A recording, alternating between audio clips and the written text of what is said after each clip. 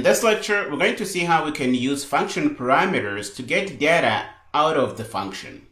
Here is a simple example, and we have three functions here. We have maxstr, maxent, and maxdouble. And you notice that we have three parameters for each of these functions. The first two parameters are going to be input. They are going to get data in the function. And the third one is going to be the output parameter, and it is going to get data out of the function. Let's focus on maxstr here and really drive the point home. The key idea here is that for the third parameter, we are using a modifiable reference. And if we use a reference, the changes we do inside the function are also going to be visible on the outside. And we explicitly left out the const that we have on the other parameters because we want to be able to modify the output variable here inside the function.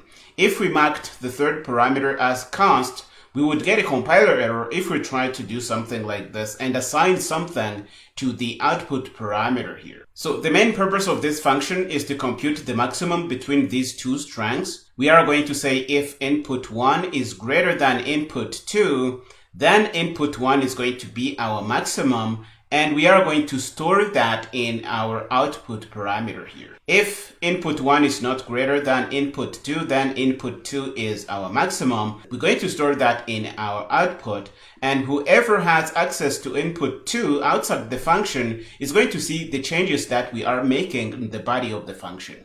This is really the technique we can use to send output from the function and make it visible when the function has returned. And again, the key idea is that we set up the function in a way that the changes we do inside the function are going to be visible on the outside. And we are able to do that because output here is a reference. This is really key. We have used references here, but we can set up the same thing using pointers because we have seen that with pointers, we can also make our changes inside the function visible to the outside. The two other examples here are really extensions of the same thing. We have two input variables, input 1 and input 2, and output is going to store the output from the function. You notice that output is a reference, and because of this, the changes we do in here are going to be visible when this function has returned. And we do exactly the same thing on maxdouble here, but you see that it is using a pointer. Okay, I really wanted you to see this. So inside, we're going to try and figure out who is the maximum. And if input 1 is the maximum, we're going to write that in our output variable here. And you notice that we are dereferencing here because this guy is a pointer. And if input 2 is our maximum, we're going to write that in our output variable here. One thing I don't think I explained here is that we have a const std string reference here for maxstr. And the reason is that the input variables aren't really meant to be changed. That's why we mark them as const. And if you want to modify them in some way, you can take the const away and it is going to work. Okay, this is really the big idea we are playing with in this lecture, using function parameters as a way to output data from the function. And here are a few ideas you should keep in mind. Output parameters should be passed in such a way that you can modify the arguments from the inside the functions. And we have seen that we have two ways to do that. We could either use references or even use pointers, but references are what you should prefer in modern C++. Input parameters shouldn't be modified. They are meant to just get data in the function, and that's why in most cases you're going to see that they are marked const. Okay, now that we have seen all these ideas, I think it is time we headed over to Visual Studio Code and actually played with them. Okay, here we are in our working folder. The current project is input and output parameters.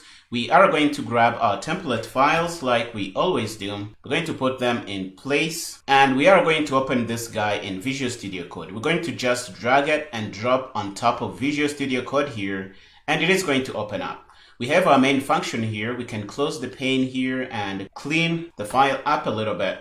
We're going to remove what we don't need here, and we're going to have a bare main function we can play with here. The first thing we're going to do is to put in our maxstr function. It is nothing special. We just have 2 input parameters and 1 output parameter. The output parameter is going to be what we use to get output outside the function. And inside, we're just going to compute the maximum. If input 1 is the maximum, we're going to write that in our output parameter. If input 2 happens to be our maximum, we're going to write that in our output parameter.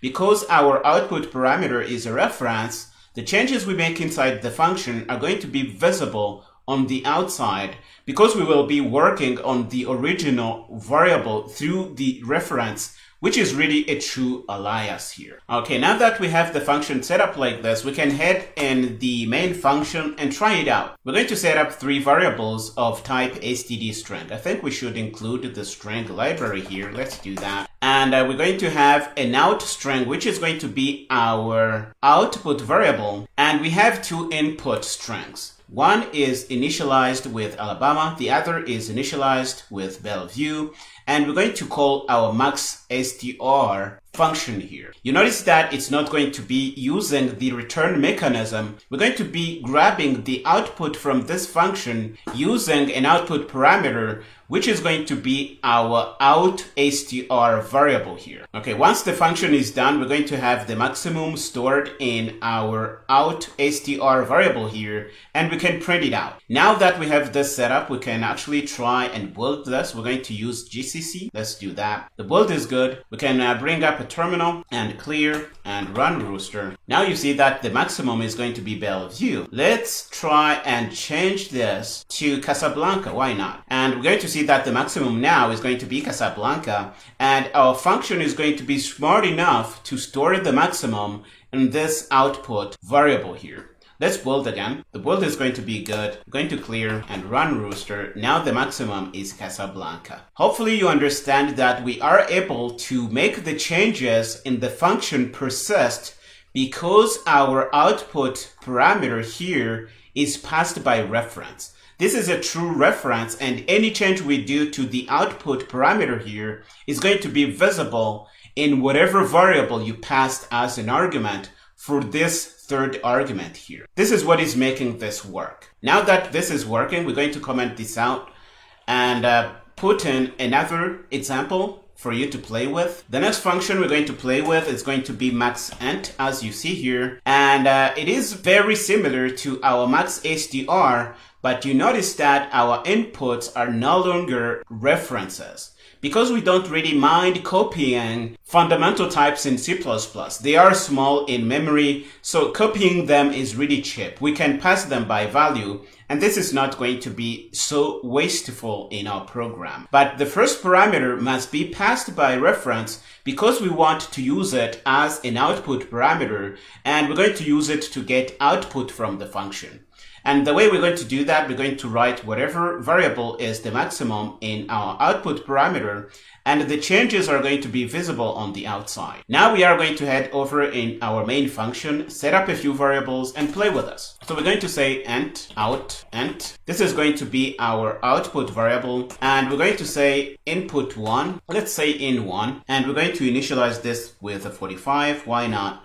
And we're going to say int in2, and we're going to initialize this with 23. Why not? Now that we have this, we're going to say maxint, and we're going to put in our input. We're going to say in1 and in2. Then we're going to say outint as our output variable. Now that we have this, we can actually print out whatever number is the maximum through an output statement like this. Really simple. We're going to say maxint, and we're going to say outint. That's where it is going to be stored. And we are able to do this because, again, the third parameter here is passed by reference. And any change we do in the function here is going to stick even when the function here has returned, and we're going to have that stored in our third parameter here. And this is a really common technique, especially in code that has to interface with C code out there from C++.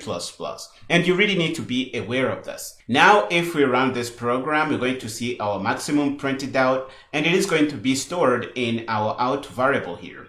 Let's do that. We're going to use GCC to build. The build is good. You can clear and run Rooster, and you're going to see that the maximum is 45. If we change and store our maximum in in2 here, and for example, let's make this a 700, and 23. Let's build again to take the changes into account in our rooster.xe binary. We're going to clear and run rooster, and you're going to see that that's the maximum here. We are able to grab whatever is the maximum from these two input parameters and store that in our output parameter here because we are passing that third guy as a reference. This is really important. We have seen that we can use references to make changes we do in the function stick and be visible in outside variables. But we can also use pointers, and I am going to show you an example of how we can do that. First, we're going to comment this out because we don't want noise output in our program. And we are going to go on top and set up a max_double function, which is going to grab our output using pointers. The name of the function is max_double. It's not going to return anything, and it is going to take two input parameters, input 1 and input 2, and it is going to tell us whichever of these two is the maximum. The maximum is going to be stored in our output parameter, but we are using pointers to make the changes inside the body of the function stick and be visible on the outside of the function. So we are going to dereference here because the third guy here is a pointer, and we're going to store in whichever is the maximum. And when the function returns, the maximum is going to be visible on the outside. So let's go down and try this out. We're going to say double, out double, and we're going to set up our input here. We're going to say in double 1, and we're going to make this 45.8. Why not? And we're going to do a second input parameter, and int, we should say in, not int. Sorry for this. In double for input double. So we're going to say double 2, and we're going to initialize this with 6.9, for example. We can really put in anything.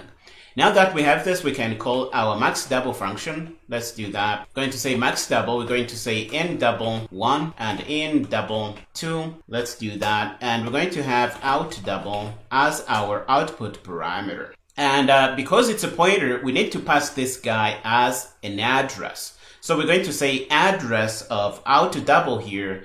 That's how we're going to be able to manipulate that inside the function here. Once we do this, we are going to have our maximum stored in out double, and we can print that out.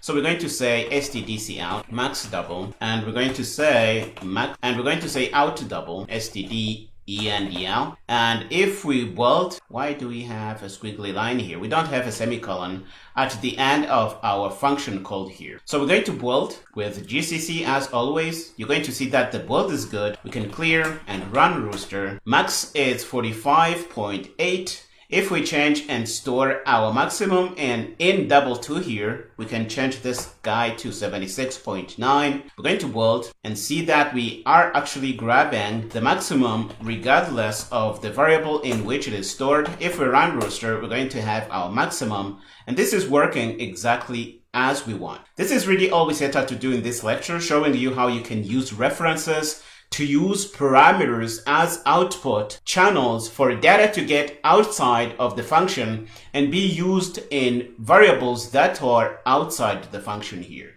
I really hope this makes sense, and this is a technique you need to be aware of. We're going to see other techniques to do the same thing, and starting in the next lecture, we're going to see how we can return from functions. For now, I hope you found this lecture interesting. We are going to stop here in this one. In the next one, we're going to see how we can use the return mechanism to get data outside our function.